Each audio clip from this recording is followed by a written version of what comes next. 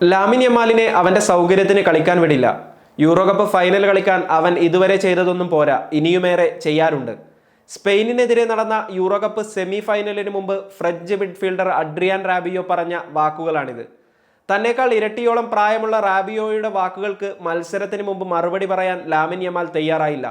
കളിക്കളത്തിലും മത്സരം കഴിഞ്ഞതിന് ശേഷം ഇൻസ്റ്റഗ്രാമിലും ഒരു കാളക്കുറ്റന്റെ വീറോടെ യമാൽ പ്രതികരിച്ചിരിക്കുകയാണ്. ഫുട്ബോൾ ഇതിഹാസം സാക്ഷാൽ പെലെയുടെ എണ്ണം പറഞ്ഞ 2 റെക്കോർഡുകൾ തകർത്ത ശേഷം സ്പാനിഷ് കൗമാരതാരം യമാൽ പങ്കുവച്ച സ്റ്റോറിയാണ് വാർത്തകളിൽ നിറയുന്നത്.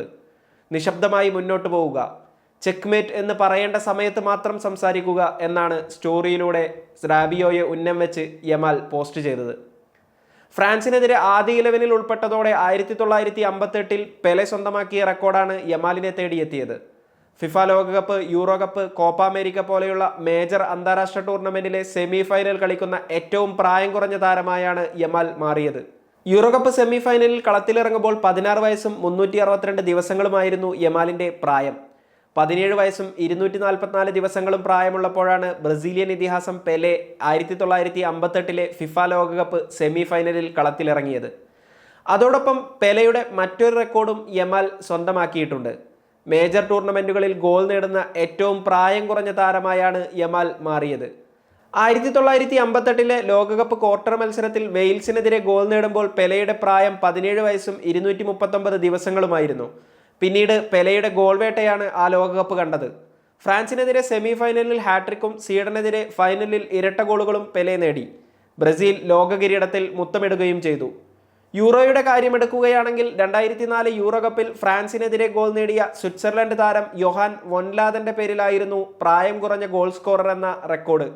18 വയസ്സും 141 ദിവസങ്ങളും പ്രായമുള്ളപ്പോൾ യോഹാൻ കുറിച്ച ഈ റെക്കോർഡും യമാലിന് മുന്നിൽ വഴിമാറിയിരിക്കുകയാണ്. ആവേശകരമായ പോരാട്ടമാണ് യൂറോ കപ്പ് സെമി ഫൈനലിൽ ഫ്രാൻസും സ്പെയിനും തമ്മിൽ നടന്നത്. മത്സരത്തിന്റെ 9-ാം മിനിറ്റിൽ തന്നെ ഫ്രാൻസ് മുന്നിലെത്തി. സൂപ്പർ താരം കിലിയൻ എംബാപ്പെ പോസ്റ്റിനടുത്തേക്ക് നൽകിയ മനോഹരമായ പാസ് തകർപ്പൻ ഹെഡറിലൂടെ കോലോ മുവാനി സ്പാനിഷ് വലയിലെത്തിക്കുകയായിരുന്നു. എന്നാൽ സ്പെയിനിന്റെ മറുപടിക്കായി അധിക സമയം കാത്തിരിക്കേണ്ടി വന്നില്ല. 21-ാം മിനിറ്റിൽ 6 ഫ്രഞ്ച് താരങ്ങളെ കാഴ്ചക്കാരാക്കി ലാമിൻ യമാൽ തൊടുത്ത സുന്ദരൻ കെർലിംഗ് ഷോട്ട് ഫ്രാൻസ് വലയുടെ ഇടതുമൂലയിലേക്കാണ് ഇറങ്ങിയത്. ഞെട്ടലിൽ നിന്ന് ഫ്രാൻസ് മുക്തരാകുന്നതിന് മുമ്പ് സ്പെയിൻ അടുത്ത വെടി പൊട്ടിച്ചു. ഡാനി ഒൽമോയാണ് ഫ്രഞ്ച് ഗോൾ വല കുലുക്കി സ്പെയിനിനെ മത്സരത്തിൽ മുന്നിലെത്തിച്ചത്.